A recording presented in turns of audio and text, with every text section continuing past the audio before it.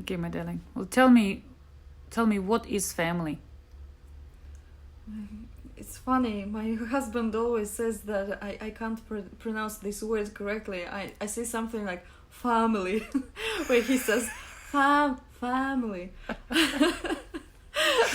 And even the way how we pronounce this word differently in our family is curious.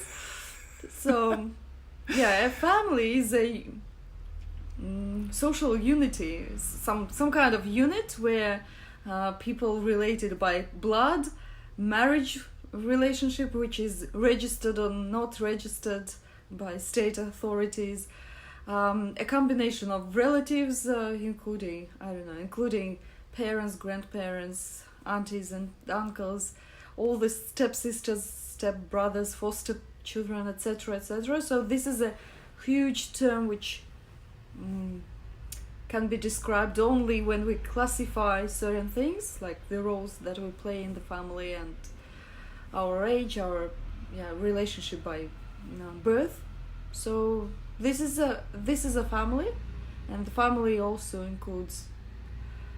So very often it includes pets. As family members, it can also include the notion of a home, or the place where the family lives, because sometimes people living in the same household can be treated as family members as well. So it's quite a broad notion. And why do you think we need a family? I think families appeared because we actually can't survive without each other, and we can't survive, and this word is very strong, because even though we prefer to think, especially in the Western world, that we live in such a time when we don't starve, and we don't starve for anything, including food, resources, etc., etc., we still do.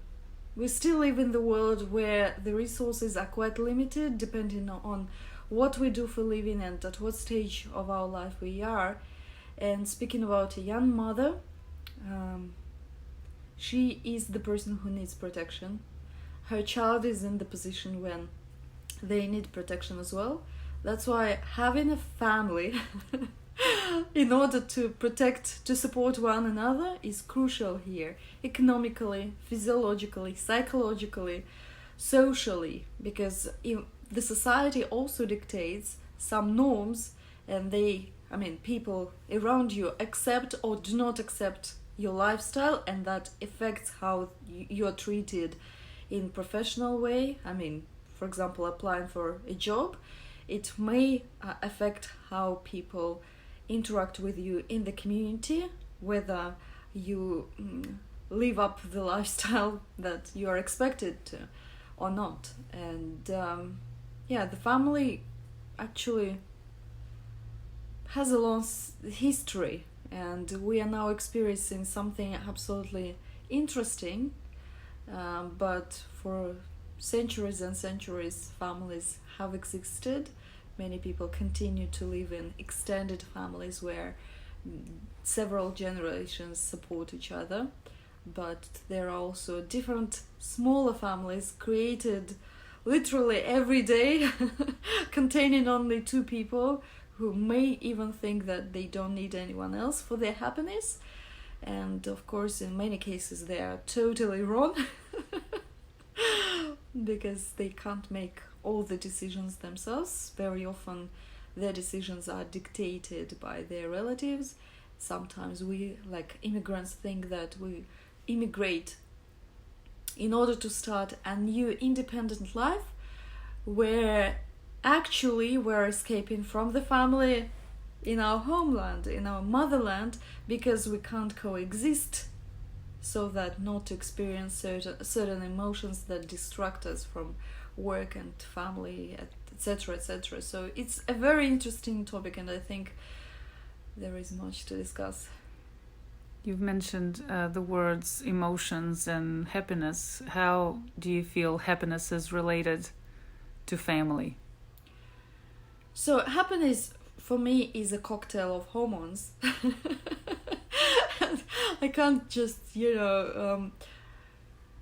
choose another perspective to the word happiness for several years already. Happiness is a state of mind that you achieve when a certain combination of hormones in your blood is sort of stable. That's why we don't really feel happiness all the time. We may feel glad, excited, happy, well, I don't know, grateful, relaxed. We may experience all sorts of emotions, but the happiness, that perfect combination of all those hormones in our blood is very unstable. And our task, I think, maybe purpose, we want to achieve happiness, and we want it to grow bigger and bigger and bigger. And in order to achieve that state when we actually experience happiness, most of the time we think of new solutions now and then. We think that, oh, this is love that I need to add to my cocktail. This is support that I need to add here. Independence, respect, and many, many other things.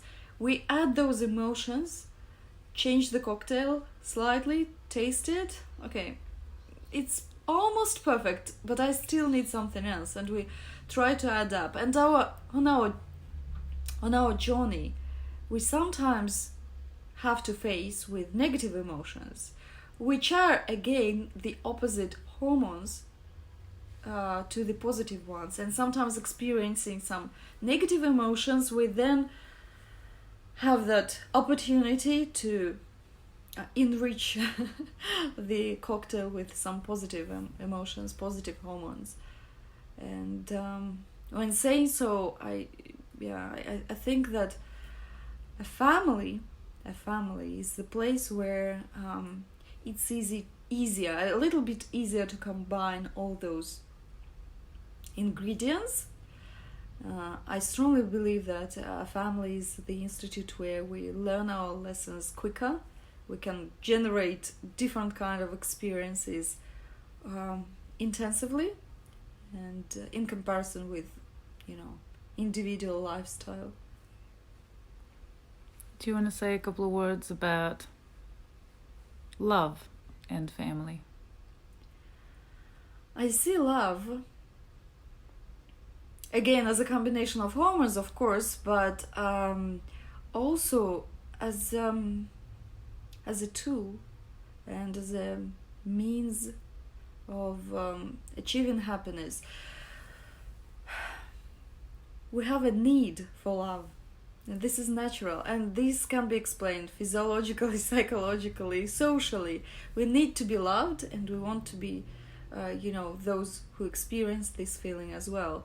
And the need for love certainly should be on some kind of a middle stage of the pyramid of our needs.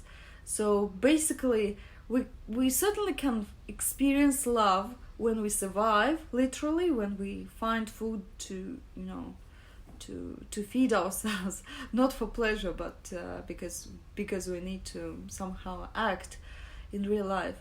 But we also need to understand that when we don't receive love, and that's physically and emotionally and socially, when we don't receive support, love, and all that comes alongside, we can't be happy.